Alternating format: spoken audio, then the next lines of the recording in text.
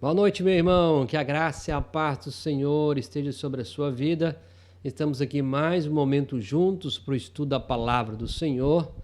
Espero que Deus possa aí continuar abençoando a sua vida e dizer que é uma grande honra em mais um momento poder compartilhar a palavra do Senhor com você. Desde já agradecemos a Deus pela sua vida, pela sua família. Também você, o nosso convidado aqui no nosso canal. Seja bem-vindo. Esse é o estudo em que estamos expondo a carta do apóstolo Paulo aos Efésios.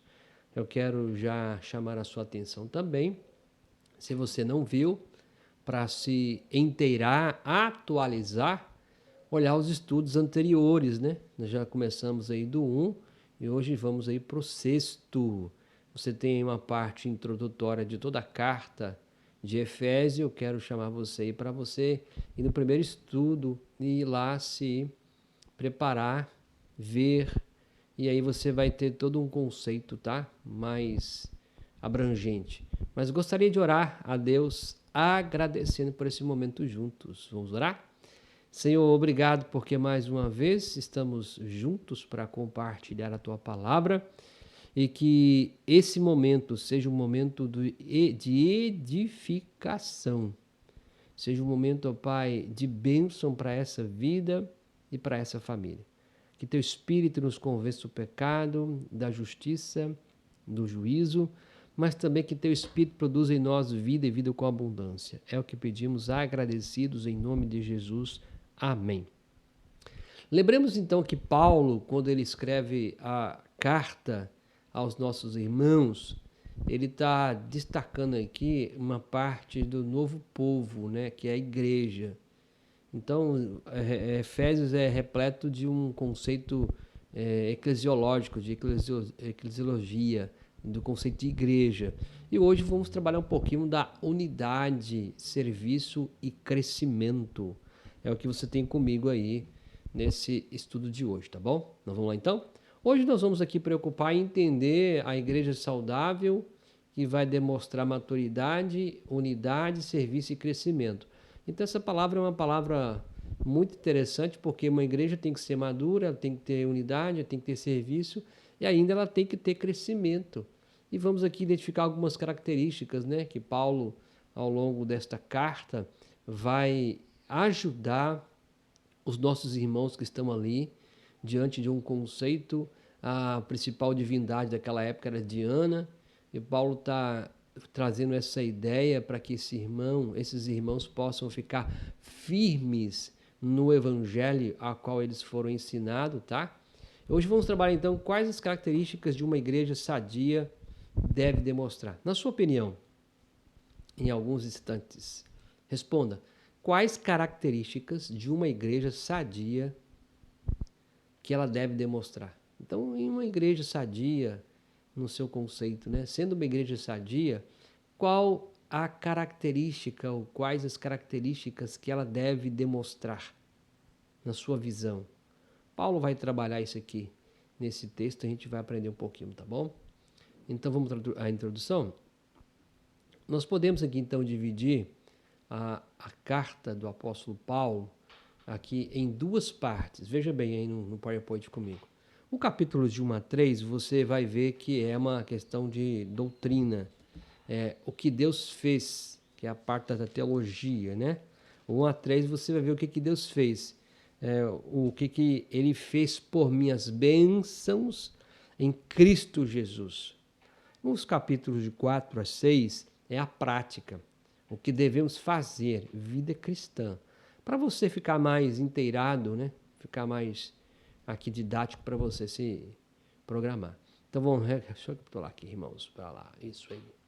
Então 1 a 3, pensa, doutrina, o que Ele fez por mim, o que Ele fez por você, tá? 4 a 6, nós aqui estamos falando o que devemos fazer, como é a nossa vida cristã. É o que vamos aqui trabalhar. Então vamos lá. Nós vamos aqui estar inserido no capítulo 4. Você já pode abrir a sua Bíblia.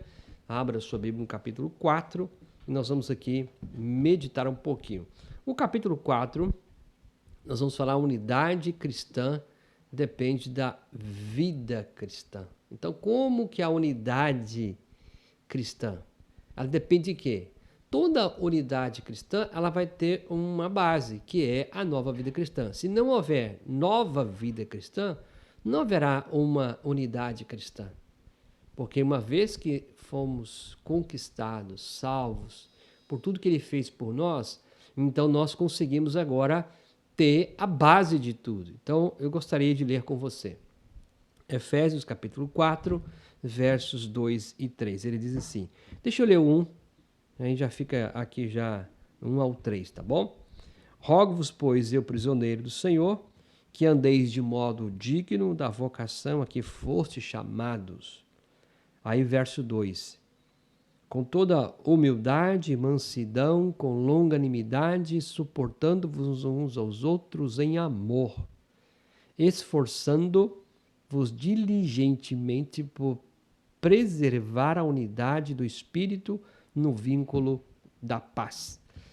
Veja que aqui nesse texto nós vamos encontrar Paulo trabalhando esse conceito da unidade. Então ele fala da humildade, ele vai dizer aqui com toda humildade, ele vai dizer, ou seja, o que é essa humildade? Não pensar de si mesmo além do que é necessário. Romanos capítulo 12, Paulo vai também dizer no verso 3 que nós não devemos pensar além do que convém de nós mesmos. A gente pode colocar aqui a soberba, né? O orgulho, e o próprio texto bíblico vai dizer que Deus resiste ao soberbo, ao altivo, mas dá graça ao humilde, ou seja, Deus aceita o humilde. Então, Paulo vai colocar com toda humildade. E ainda ele vai colocar mais uma coisa interessante, que é considerar os outros. Olha o que ele diz, com toda humildade e mansidão, com longanimidade, suportando-vos uns aos outros em amor. Considerar uns aos outros, também vai ter lá em Colossenses capítulo 2, verso 3, Paulo também está tratando aqui o conceito da valorização do outro, da importância desse novo povo, que é a igreja, a unidade, o corpo de Cristo.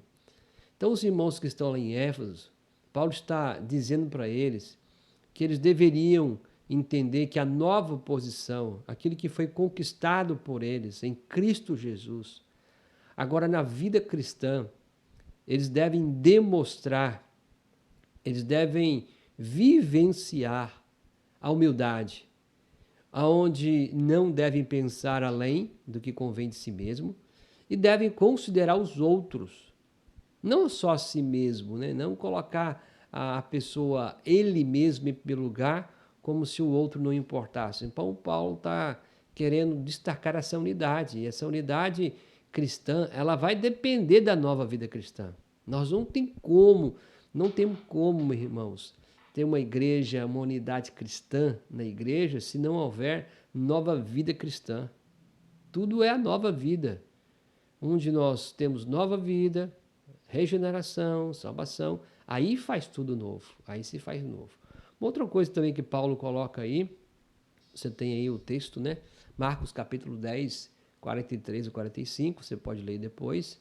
A disposição para servir. Paulo está dizendo aqui também que nós devemos ter disposição para servir. É interessante você observar que se nós não tivermos nessa nova vida, nós não teremos a aptidão, ou prazer, ou desejo de servir, dispor a servir aos outros. E a Bíblia diz que sempre devemos servir uns aos outros, né? A disposição de servir, de considerar o outro. A parábola do publicano e do fariseu, você vai encontrar isso bem claro. É importante notarmos que essa unidade da igreja, ela não pode ser feita sem uma nova vida cristã. Logo, essa nova vida cristã, ela começa com humildade. Uma vez começando com humildade, não devemos pensar além de nós mesmos que convém, considerar os outros também como parte que Deus colocou ao nosso lado e a disposição para servir, tá bom? Deixa eu colocar mais um para você aqui. Então, nessa questão então, da humildade, Paulo está colocando bem claro, ele trabalha uma outra coisa que é a mansidão. Ele coloca assim, com toda humildade e mansidão, gente. Vamos lá então? Vamos trabalhar a mansidão? Mansidão, você tem a longanimidade, Paulo vai colocar tolerância mútua. Então, essa unidade cristã, ela vai depender dessas palavras com toda a humildade, com toda a mansidão. O Sermão do Monte vai trabalhar isso, né? Bem-aventurados mansos, porque eles herdarão o reino dos céus. Veja bem, manso. E quando a gente fala de manso hoje, as pessoas entendem muito que é você ser bobo, as pessoas montarem você. Eu até te aconselho depois você dar uma estudada bem aí interessante no Sermão do Monte, tá bom? Uma outra coisa que ele também coloca aqui é a longanimidade. O que é ser longânimo? É você viver uma temperança, é você estar controlado, não é aquela pessoa que vive cobrando no sentido de colocando o outro pior do que você. Você exerce domínio próprio, você exerce amor, tolerância mútua. É interessante, né? Tolerar a pessoa.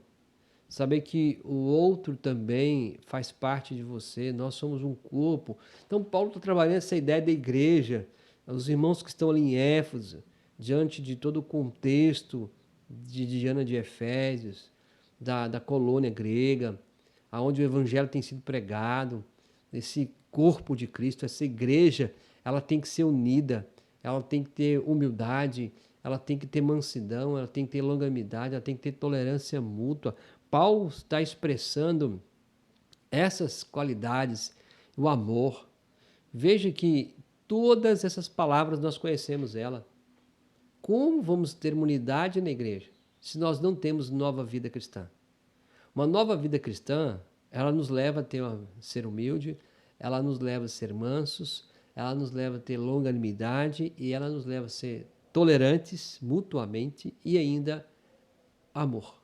Amar o próximo como a si mesmo. É o que Paulo coloca aqui na sua carta. E ele vai dizer paz. Paz. A paz é maravilhosa, né? Quão maravilhoso é a paz. E Paulo quer mostrar que esta igreja que está ali em Éfeso, ela pode, de fato, vivenciar essa unidade. Também nós que estamos aqui hoje, né? Essa unidade cristã, ela depende da minha vida nova, da sua vida nova.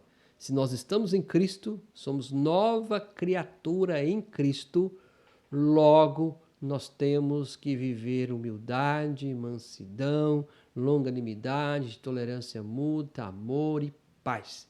É o que Paulo está querendo colocar, tá bom? Vamos uma perguntinha para você pensar? É você pensar e responder aí na sua casa. Como praticar o convite de Paulo? Andeis de modo digno da vocação que fosse chamados.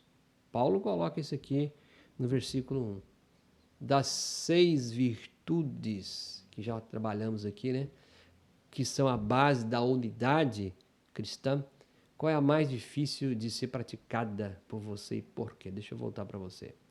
Então, qual dessas aqui é mais difícil para você praticar e por quê? Essas 6 aqui são a qualidade que Paulo coloca. Então ele vai dizer, com toda humildade, com toda mansidão, longanimidade, tolerância mútua, amor e paz. Então, destas aqui, qual é a mais difícil para você praticar? E por quê? Então, veja que isso vai ter uma grande implicação no convívio da sua igreja. Isso vai ter uma grande implicação no convívio da sua igreja, da sua unidade, da sua família e assim por diante, tá bom? Vamos mais para frente?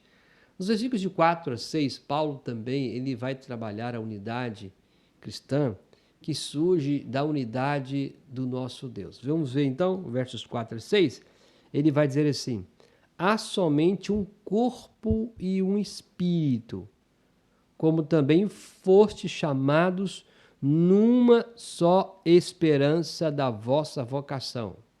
Verso 5. Há um só meu Senhor, uma só fé, um só batismo. um só Deus e Pai de todos, o qual é sobre todos, age por meio de todos e está em todos. Veja que Paulo aqui, ele agora vai trabalhar a ideia da unidade cristã. Ela vai surgir da unidade do nosso Deus. Não tem como houver uma unidade cristã se não houver a base, nova vida. Não tem como haver nova vida se não haver unidade com o nosso Deus. É o que Paulo trabalha aqui. Ele vai dizer então aqui, deixa eu colocar para você, há um só corpo, porque há um só Espírito. Ele coloca claramente assim, há somente um corpo, que é o corpo de Cristo. Ele está trabalhando na igreja, esse novo povo. Então não existe vários corpos, existe uma unidade que é o corpo. Se você pensar no seu corpo, né? Pensa na sua vida, o seu corpo é uma unidade, você não tem três unidades, três Alessandros, por exemplo, né? Três de você, um quer tomar um café, um quer jantar e o quer ficar de boa. Não, existe uma unidade, o seu corpo. E aqui Paulo está dizendo que há um só corpo e também um só espírito. Ele está colocando aqui claramente essa unidade. Há uma só esperança, e isso, uma só fé e um só batismo, porque há um só Senhor. Então ele está definindo as coisas. Está vendo que a unidade, há uma unidade, um só corpo, um só espírito, uma só esperança, uma só fé, um só batismo, um só Senhor. Olha que interessante. Paulo colocando que esse conceito é um conceito para colocar a mente dos nossos irmãos de forma fixada, né? Naquela unidade clara. Ele vai dizer uma só família cristã, que abrange a todos, porque há um só Deus e Pai. Então ele fala que é uma só família, porque há um só Pai, um só Deus. Então Paulo expressa isso claramente, que essa unidade da fé, essa unidade na vida da igreja, ela tem base naquilo que Cristo conquistou por nós, naquilo que nós somos em Cristo Jesus e naquilo que nós somos em Deus Pai, em Deus Filho, em aquilo que nós somos na Trindade Santíssima. Um só corpo, nós temos um só Espírito, uma só fé, uma só esperança, um só Senhor, uma só família. Então veja que Paulo está colocando claramente essa unidade. Então essa unidade surge da unidade do nosso Deus, ela não surge do meu conhecimento, não. Ela surge daquilo que Deus quer mesmo. Ok aí, gente? Mais uma perguntinha? Como a unidade da Trindade se relaciona com a unidade da igreja? Esse é um assunto que já trabalhamos aqui na nossa igreja, né? Até mesmo interessante você estudar depois.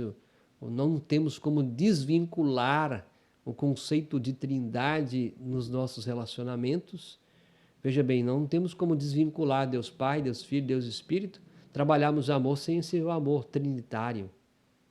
Então, qual é a relação dessa trindade com a unidade da igreja? Então, veja bem, irmão, todo o conceito de relacionamento, todo o conceito de unidade, de amor, advém de um Deus triuno, de um Deus que tem relação consigo mesmo. Imagine. Então, repare um pouquinho sobre esse conceito e analise, tá bom?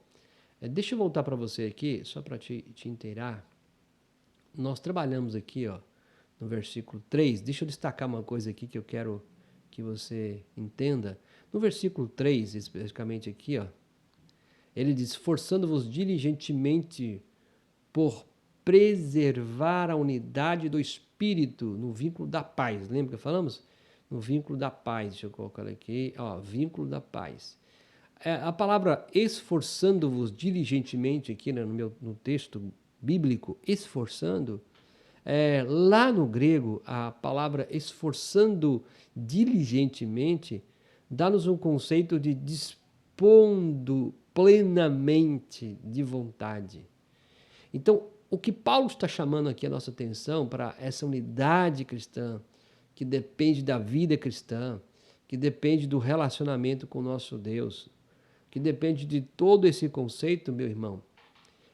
Paulo está fazendo um convite aos irmãos. Vocês devem dispor de plena vontade. Não é uma opção, que se você vai ou não. É você dispor, é você estar pleno de vontade para fazer com que essa unidade, esse vínculo da paz, tudo isso tenha unidade e harmonia. Ou seja, Paulo está chamando a cada um dos nossos irmãos daquele dia e também eu e você hoje para mantermos essa unidade de forma madura, tá bom? Vamos mais um? Versos 7 a 12 agora, tá bom? A unidade cristã é enriquecida pela diversidade dos dons. Ó, nova vida, já falamos, no nosso relacionamento com Deus, e agora a unidade cristã, ela é enriquecida pela diversidade dos dons. Vamos lá? Os versos de 7 a 12. A graça foi concedida a cada um de nós segundo a proporção do dom de Cristo. Por isso diz: quando ele subiu às alturas, levou o cativo o cativeiro e concedeu dons aos homens. Olha aí. Ora, o que quer dizer subiu, senão também o que havia descido até as regiões inferiores da terra? Aquele que desceu é também o mesmo que subiu acima de todos os céus para encher todas as coisas. Veja que Paulo ele trabalha o conceito da morte, da ressurreição e também da ascensão.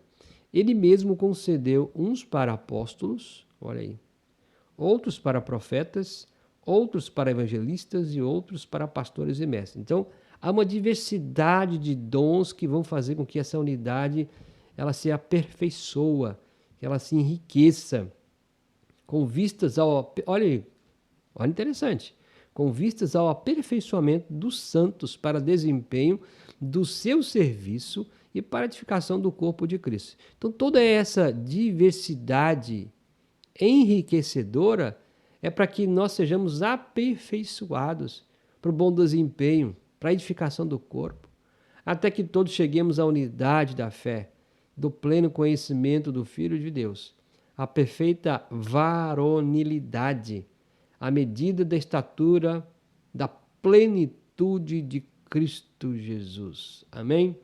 Aí vamos vendo algumas coisas que Paulo vai colocando que nos chama a atenção para um momento maravilhoso. Olha, nós não temos como ter um conceito de igreja sem pessoas diferentes, sem dons diferentes. Não tem como. Paulo vai explicar isso aqui mais com detalhe. Vamos lá então, para você. Então ele coloca, no versículo 7, ele coloca a definição de dom, tá? E a graça foi concedida a cada um de vós segundo a proporção do dom de Cristo. Ele coloca também o doador dos dons, os versos 7 a 10, quando ele fala quem é esse doador, tem uma base de que esse serviço dos santos, né? Tem uma pessoa que doa, não é você mesmo. A Bíblia diz que não é você. Olha aí, claramente. Por isso, quando ele subiu às alturas, levou o cativo. Ora, se não quer dizer subiu aquele também que desceu. Então veja que os nossos dons, nós temos aqui uma pessoa que nos deu o dom, nos deu o presente, a ferramenta.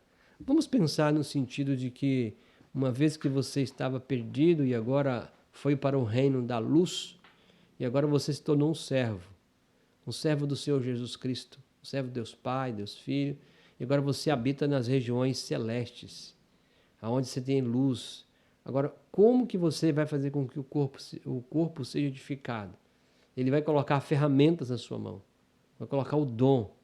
Então, o dom é essa ferramenta, essa habilidade para exercer o seu serviço no corpo. E esse dom é dado por ele, pelo próprio Deus Pai, o próprio Filho, o próprio Espírito, a Trindade, que nos capacita para tal serviço. A natureza dos dons ele coloca, e ele mesmo concedeu uns para apóstolos, outros para profeta. Ele mesmo, não foi você, ele, tá? Uma outra coisa, ele coloca a natureza desses dons, ele coloca apóstolos, profetas, evangelistas e pastores. Ele coloca esses conceitos, e mestres, né? Deixa eu colocar o próximo aqui, gente, mestres. Então veja que é uma natureza, ele coloca apóstolos, profetas, evangelistas, pastores, mestres, Paulo, ele coloca no sentido de que esse ministério, o ministério do evangelho, o ministério da pregação, ele é composto do conceito da igreja, e nesse conceito amplo, o Senhor capacita cada um com um dom, com a ferramenta necessária para que esse organismo ele vai se enriquecendo pela diversidade. Uns são chamados apóstolos, outros profetas, evangelistas, pastores e mestres, para que eles possam, nesse conceito, enriquecer. Você imagina se houvesse um só tipo de dom. É só você pensar nesse sentido. Vamos pensar que se na sua casa, imagine que você com seu esposo tivesse aí mais uns 5 filhos, então você mais um total de 7 pessoas. Imagine que nessa casa as 7 pessoas se identificassem com você, fosse igualzinho você, como é que seria? Imagine que na minha casa também seria igual a todos. Não seria muito esquisito? Todo mundo igualzinho? Todo mundo do mesmo jeito? E aqui diz a Bíblia que Deus concede dons para que o corpo dele seja edificado, enriquecido. Amém? Deixa eu voltar aqui, gente. Isso aqui. O quarto que nós vamos ver aí é o verso 12, que ele coloca com vista ao aperfeiçoamento dos santos para o desempenho do seu serviço, para a edificação do corpo de Cristo. O propósito dos dons é para aperfeiçoar, é para, uma vez aperfeiçoando, você vai desenvolver o seu serviço com habilidade, você vai edificar. Então veja bem, há uma definição dos dons, há o doador do dom, há a natureza dos dons e o propósito dos dons. Então veja que não é para fim em si mesmo, não é para o fim do Alessandro. Não, eu tenho. Não é essa a ideia. Nós temos aqui Paulo falando do serviço dos santos. O quão importante ele coloca que a graça foi concedida. Então, definição de dom que a gente pode colocar é graça. É presente, você não merece, mas ele me deu, ele te deu. A cada um segundo a proporção do dom de Cristo. Veja, dado em Cristo, doado por Cristo, com sua natureza e com propósitos de edificação, de aperfeiçoamento, de desempenho para a edificação dessa unidade chamada corpo igreja. Uma outra coisa aqui que a gente pode colocar, Efésios 4:12, propósito dos dons, olha aí, com vistas ao aperfeiçoamento dos santos para desempenho do seu serviço. Veja que os dons têm um propósito, que é aperfeiçoar o santo para que ele desempenhe o seu serviço. Não existe, você for olhar na questão de um trabalho, você não consegue desenvolver um bom trabalho se você não se aperfeiçoar no que você faz. Uma vez que você se aperfeiçoa no que você faz, você desempenha melhor o seu serviço. Reparou? É como, por exemplo, você já é uma pessoa que trabalha na sua área 20 anos e você já está acostumado a fazer aquilo porque você já se aperfeiçoou naquela habilidade, naquele tipo de trabalho. Imagine que chega amanhã um novato no seu setor e você vai ensiná-lo. Aquele que você gasta rápidos, segundos para fazer, ele vai gastar um pouquinho mais. E você percebe o quanto que é importante o aperfeiçoamento. E a Bíblia está dizendo claramente isso. Quanto mais somos aperfeiçoados, melhor vamos desempenhar o nosso dom. Mas esse propósito, meu querido irmão, irmã e amigo, é para a edificação do corpo de Cristo. Os dons nunca foram colocados para chamar a atenção para si mesmo. O dom que eu tenho não é para chamar a atenção para mim mesmo. O dom que eu tenho é para aperfeiçoar os santos, é para desempenhar o meu serviço e ainda para edificar o corpo de Cristo. Então, quando eu desenvolvo bem meu dom, eu ganho, você ganha, todos ganham, a igreja ganha, o corpo ganha e os demais ganham. Olha que interessante. Paulo está expressando que essa unidade, esse novo povo de Deus, esse corpo de Cristo, ele ganha, ele soma. Perguntinha: por que os dons de Efésios 4:11 são chamados de dons de liderança? Já para pensar? Aqui nós temos aqui dons que são especificamente, ele coloca aqui apóstolos, profetas, mestres. Paulo coloca de fato uma importância no papel daqueles que estão liderando, naqueles que estão à frente. Se um bom líder ajuda os outros a desenvolver os seus dons, a igreja cresce. Mas se o líder não quer que os outros desenvolvam, ele vai ficar em si mesmo no seu dom e vai menosprezar o dom do outro e não vai deixar ele crescer, porque tem um grande problema. Quem sabe o dom que você exerce vai ser um dom mais visível do que o meu. Eu não quero que você se torne visível, então eu vou lá e dou um jeito de apagar você. Tipo assim, eu vejo que a Bíblia vai dizer que cada um tem o seu dom.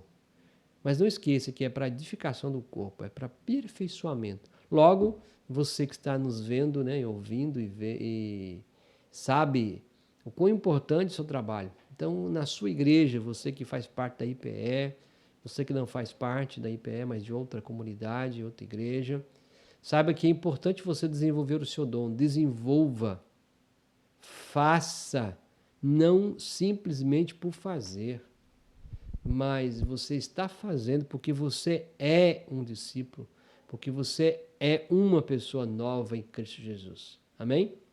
Os versos, então, agora de 13 a 16, Paulo vai trabalhar a unidade cristã que vai exigir maturidade do nosso crescimento. Ele vai dizer assim, então, dos versos 13 a 16, vou ler para você.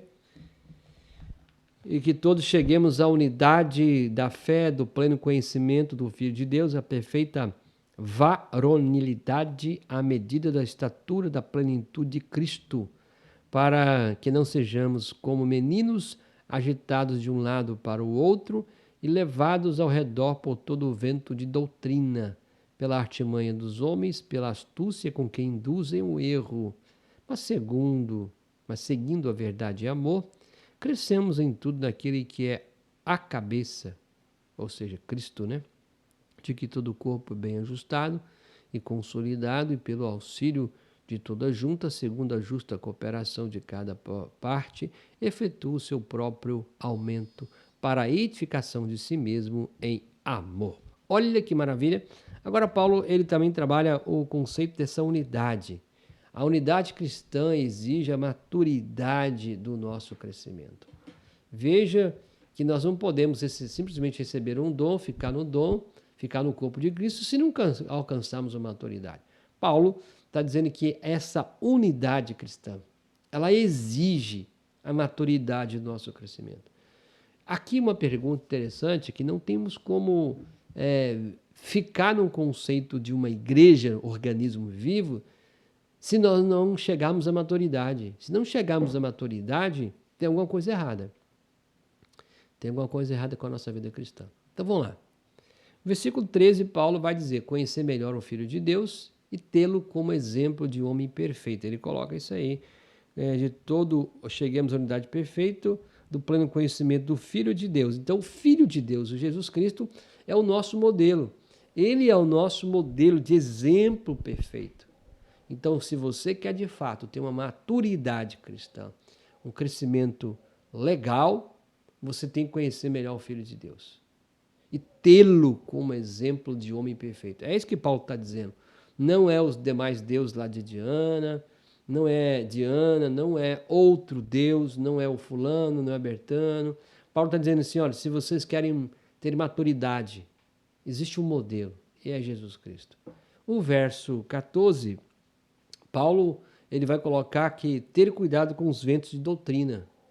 E com certeza, imagine você inserido no conceito de Éfeso, colônia grega, Diana dos Efésios. Aí você vai ver uma cidade que era uma um centro de gente, de conhecimento, de poder financeiro, todo tipo de influências. Hoje também. Quantas influências nós temos? Naqueles dias a influência era perto. Hoje você tem influência perto, você tem a internet, você tem uma série de coisas. Então, cuidado com o vento de doutrina. Paulo está dizendo assim, cuidado com o vento de doutrina. A unidade cristã, a igreja, o corpo, o novo povo de Deus, exige maturidade nesse crescimento. E maturidade no crescimento faz com que você tenha cuidado de não ficar ouvindo conversinha, aquela conversinha que coça os seus ouvidos. Paulo está dizendo claramente isso. Toma cuidado com os ventos de doutrina. E ele vai dizer no 15 a 16, seguir a verdade em amor e cooperar uns com os outros. Então, vivam a verdade, vivam o amor. Então, se você não é levado por vento de doutrinas, você vai viver a verdade e vai viver o amor. Logo, vivendo a verdade e o amor, você vai cooperar. Você vai ajudar com que o seu corpo, a igreja a qual você faz parte, né, se torne madura. Uma vez a igreja amadurecendo, que é você, o corpo também amadurece e vice-versa, tá bom? Paulo então coloca isso bem claramente. E ele diz, verso 5, seguir a verdade em amor. Seguir a verdade em amor. Aqui é um princípio muito importante. Todo princípio de seguir a verdade implica que a verdade é com amor. Não tem como haver uma verdade sem amor. Jesus é o caminho, a verdade. Mas porque ele é o amor. Ele é o Deus de amor. Uma vez sendo um Deus de amor, ele é um Deus também, que é o Deus da verdade. Paulo coloca ainda cooperar com uns aos outros. Seguir a verdade em amor e cooperar uns com os outros me faz viver esse amor, essa verdade. E me faz querer ajudar o outro, me faz cooperar. Então veja que Paulo está dizendo que essa unidade cristã, ela exige maturidade. Onde nós conhecemos bem o Filho de Deus, nós temos intimidade com Ele, Ele é o nosso exemplo, Ele é o nosso modelo, nós temos cuidado com o tipo de conversa que vamos ouvindo, os ventos de doutrina, as facilidades. Eu acho que a pior coisa de um vento de doutrina são as facilidades. É quando vem fácil demais, aí você é muito fácil. E Paulo vai dizer, seguir a verdade em amor é cooperar. E é isso que eu acho interessante que Paulo coloca para que possamos aí viver. Então, como podemos observar na igreja de hoje os extremos de verdade sem amor e amor sem verdade? Pense um pouquinho. Como que a gente pode observar hoje na igreja, no corpo de Cristo, os extremos de verdade sem amor e amor sem verdade? Eu gostaria que você pensasse, olhasse um pouquinho para você, para sua casa e também para o contexto da nossa igreja e a nível geral, tá bom? Vamos concluir? Então, vamos lá. Nós aí falamos sobre igreja saudável. Então, uma igreja saudável demonstra maturidade, ela depende da unidade, ela desempenha serviço e preserva o crescimento. Interessante, né? Então, Paulo trabalha essa ideia no capítulo 4, dessa unidade. Ela faz você se tornar maduro, ela faz você ter unidade, onde você depende dessa unidade, onde você desempenha seu serviço e onde você preserva e persevera no conhecimento. É interessante a gente pensar nisso, meus irmãos e amigos. Porque como que vamos falar para o mundo uma coisa se nós não estamos mostrando que somos maduros? Então, uma igreja saudável, ela vai demonstrar maturidade, ela depende da unidade, ela desempenha o seu serviço e ainda ela persevera no crescimento. Que você, que a nossa igreja, que as demais igrejas possam ser uma igreja madura, unida, com serviço e com crescimento. Amém? Espero que você, de fato, tenha aprendido mais um pouquinho. Deixa eu voltar aqui. O nosso ponto 6, que aqui estudamos. Espero revê-lo na próxima lição. E Deus abençoe grandemente a sua vida. Nós falamos aí hoje sobre unidade, serviço e crescimento. Vamos orar? Gostaria de orar por você. Senhor, muito obrigado pela bondade. Nós queremos te agradecer pelo conceito da igreja. Ajuda-nos, ó Pai, nesse tempo, para que possamos, ó Deus, ficar ainda unidos, a ficarmos, ó Pai, alicerçados na tua palavra e que também sejamos, ó Pai, livres de qualquer vento de doutrina e que possamos perseverar no crescimento. Em nome de Jesus. Amém. Então, meu irmão, minha irmã, seja qual for a sua situação, esse é um tempo de pandemia, né? Todo mundo já sabe esse contexto, mas eu quero chamar a sua atenção. Não existe igreja sem unidade, não existe igreja sem serviço, não existe igreja sem crescimento. Nós fomos feitos para se tornar igreja, então você não é igreja sozinha. Você é um membro que faz parte desta igreja. E aonde você for, aonde eu estiver, nós somos igreja, mas precisamos desse conceito de estarmos ligados. Então, que Deus abençoe grandemente a sua vida. Eu espero você no próximo encontro, tá bom? No próximo estudo. Deus abençoe, irmão. Um forte abraço e fica na paz.